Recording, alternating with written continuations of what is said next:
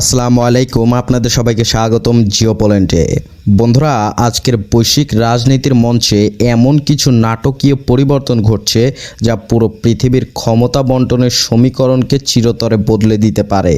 একদিকে মধ্যপ্রাচ্যে মার্কিন ইসরায়েল জোটের আগ্রাসন আর অন্যদিকে এশিয়ায় পরাশক্তিদের নতুন মেরুকরণ, সব মিলিয়ে বিশ্ব এক চরম উত্তেজনাকর পরিস্থিতির মধ্য দিয়ে যাচ্ছে। ঠিক এই মুহূর্তে প্রায় 7 বছর পর চীনের প্রেসিডেন্ট শি জিনপিং আকস্মিক সফরে রওনা হয়েছেন উত্তর কোরিয়ার রাজধানী পিয়ংইয়ংয়ের উদ্দেশ্যে। যে বিশ্বনেতা কয়েক বছর ধরে বেইজিংয়ের বাইরে পা রাখাই কমিয়ে দিয়েছিলেন, ট্রাম্প বা পুতিনের মতো নেতারা যার সাথে দেখা করতে বেইজিংয়ে ছুটে আসেন, সেই শি জিনপিং কেন হঠাৎ কিম জং উনের দরবারে হাজির হতে চাইছেন? বন্ধুরা, এই একটি সফর কেবল এশিয়ার রাজনীতি নয়, বরং চলমান ইরান সংকট এবং বৈশ্বিক ভূরাজনীতির এক বিশাল চালচিত্রের সাথে যুক্ত। আসুন আজকের এই বিশেষ আলোচনায় আমরা 3টি প্রধান ভাগে পুরো বিষয়টিকে অত্যন্ত গভীরভাবে এবং সহজ ভাষায় বিশ্লেষণ করি।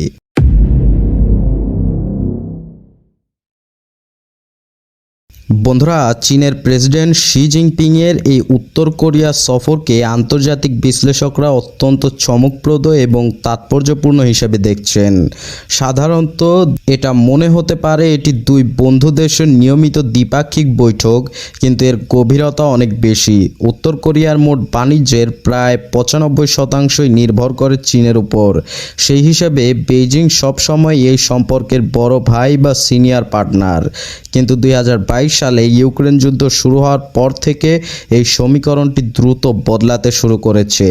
রাশিয়ার যখন বিপুল পরিমাণ অস্ত্র, গোলাবারুদ এবং সৈন্যের প্রয়োজন ছিল, তখন উত্তর কোরিয়ার ভ্লাদিমির পুতিনের পাশে এসে দাঁড়ায়। দক্ষিণ কোরিয়ার গোয়েন্দা প্রতিবেদন অনুযায়ী রাশিয়া ইতোমধ্যেই উত্তর কোরিয়াকে বিপুল পারমাণু বোমার জ্বালানি এবং বিপুল অর্থ দিয়েছে। বিপজ্জনক সংবেদনশীল প্রযুক্তিও তারা সরবরাহ করেছে।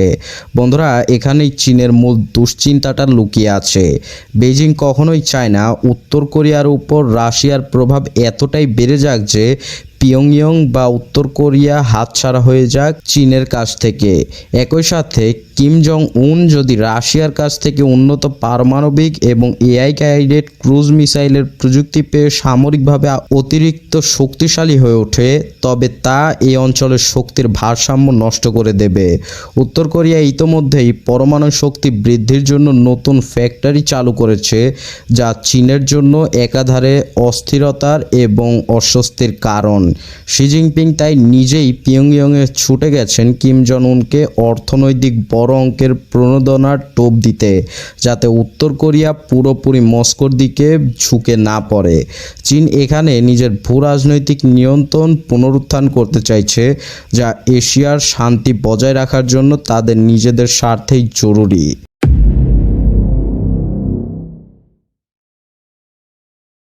বন্ধুরা, আন্তর্জাতিক রাজনীতির সুতো এক প্রান্ত থেকে অন্য প্রান্তে কিভাবে বাঁধা তা বুঝতে হলে আমাদের তাকাতে হবে মধ্যপ্রাচ্যের দিকে। বর্তমানে মার্কিন ইসরায়েল জোট ইরানের উপর যে যুদ্ধ চাপিয়ে দিয়েছে, তা পুরো বিশ্বকে এক ভয়াবহ খাদ্য ও জ্বালানি সংকটের দিকে ঠেলে দিচ্ছে। ডোনাল্ড ট্রাম্পের উস্কানি ইসরায়েল যখন বৈরুত ও ইরানের বিভিন্ন কৌশলগত অবস্থানে হামলা চালাচ্ছে, তখন ইরানও পাল্টা করা হুঁশিয়ারি দিয়েছে যে এবার সরাসরি এবং চূড়ান্ত সংঘাত হবে শেষ করার। কিন্তু বন্ধুরা, এই মার্কিন ইসরায়েল আগ্রাসনের বিপরীতে চীন, রাশিয়া এবং ইরানের অক্ষটি আরও বেশি শক্তিশালী ও ঐক্যবদ্ধ হচ্ছে। আমেরিকা ও তার দোসররা ভেবেছিল যুদ্ধের মাধ্যমে ইরানকে একঘরে করে ফেলবে, কিন্তু বাস্তবতা সম্পূর্ণ উল্টো।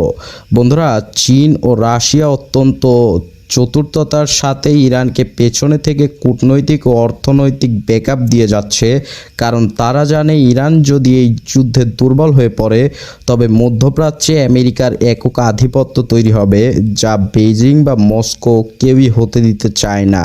পেন্টাগন ইতোমধ্যেই ইসরায়েলি গুপ্তচর বৃত্তির ঝুঁকির সর্বোচ্চ স্তরে তুলে দিয়েছে, যার মানে খোদ মার্কিন প্রশাসনের ভেতরেই ইসরায়েলের অতি আগ্রাসী নীতি নিয়ে চরম অবিশ্বাস তৈরি হয়েছে। বন্ধুরা, ডোনাল্ড ট্রাম্প ওয়াশিংটনে বসে যতই বাগাড়ম্বর করুন না কেন, চীন এবং রাশিয়ার মতো শান্তিপ্রিয় ও দূরদর্শী পরাশক্তিগুলো ইরানের সার্বভৌমত্ব রক্ষায় বদ্ধপরিকর হয়ে উঠেছে।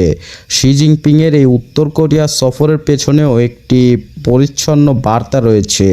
আমেরিকা যদি মধ্যপ্রাচ্যে জল ঘোলা করতে থাকে, তবে চীনও এশিয়ায় তার মিত্রদের নিয়ে এমন এক অপ্রতিরোধ্য অক্ষ তৈরি করবে যেটা আমেরিকা কখনো কল্পনাও করতে পারেনি।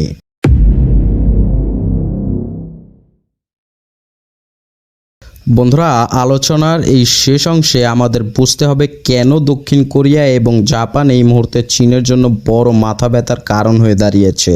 সম্প্রতি সিঙ্গাপুরে আনুষ্ঠানিক প্রতিরক্ষা সংলাপে দক্ষিণ কোরিয়া এবং জাপানের মধ্যে একটি সামরিক লজিস্টিক সহায়তা চুক্তির আভাস পাওয়া গেছে। আপনারা নিশ্চয়ই জানেন, 1930 ও 40-এর দশকে চীনের উপর জাপানি সাম্রাজ্যবাদের বর্বরতা ইতিহাস ও চীন আজও ভোলেনি। সেই জাপান যখন আমেরিকার উস্কানিতে নিজেদের সামরিক বাহিনীকে পুনর্গঠিত করছে এবং দক্ষিণ কোরিয়ার সাথে জোট বাঁধছে, তখন বেইজিংও একে রাশিয়া এবং দক্ষিণ কোরিয়ার সাথে একটি ভয়ঙ্কর চুক্তি করছে এবং তাদের সাথে জোটবদ্ধ হওয়ার চেষ্টা করছে। ঠিক এই কারণেই দক্ষিণ কোরিয়া এখন চীনের দিকে চাঁদ পাখির মতো তাকিয়ে আছে। তারা আশা করছে শি জিনপিং যেন উত্তর কোরিয়াকে শান্ত রাখেন, যাতে কোরিয়া উপদ্বীপে কোনো বড় যুদ্ধ বেঁধে না যায়। এমনকি দক্ষিণ কোরিয়ার মন্ত্রীরা আশা করছেন শি জিনপিংয়ের মাধ্যমে হয়তো কিম জং উন ও ডোনাল্ড ট্রাম্পের একটি বৈঠকের পথ তৈরি হবে। কিন্তু বন্ধুরা, চীন পশ্চিমরা সাম্রাজ্যবাদের এই দ্বিচারিতা খুব ভালো করেই বোঝে। একদিকে আমেরিকা ও ইউরোপের ইউক্রেন ও মধ্যপ্রাচ্যে যুদ্ধ বাঁধিয়ে বিশ্বজুড়ে কোটি কোটি মানুষকে খাদ্য সংকটে ফেলেছে, অন্যদিকে এশিয়ায় এসে শান্তির কথা বলছে। চীন, রাশিয়া এবং উত্তর কোরিয়ার এই অভূতপূর্ব কৌশলগত বোঝাপড়া আসলে মার্কিন এক মেরুর বিশ্ব ব্যবস্থার অহংকারকে গুঁড়িয়ে দেওয়ার এক মাস্টার প্ল্যান। বন্ধুরা, পরাশক্তিগুলোর এই চাল আর প্রতিচালের খেলায় ইতিহাস সাক্ষী, কোনো একক সাম্রাজ্য চিরকাল টিকে থাকেনি।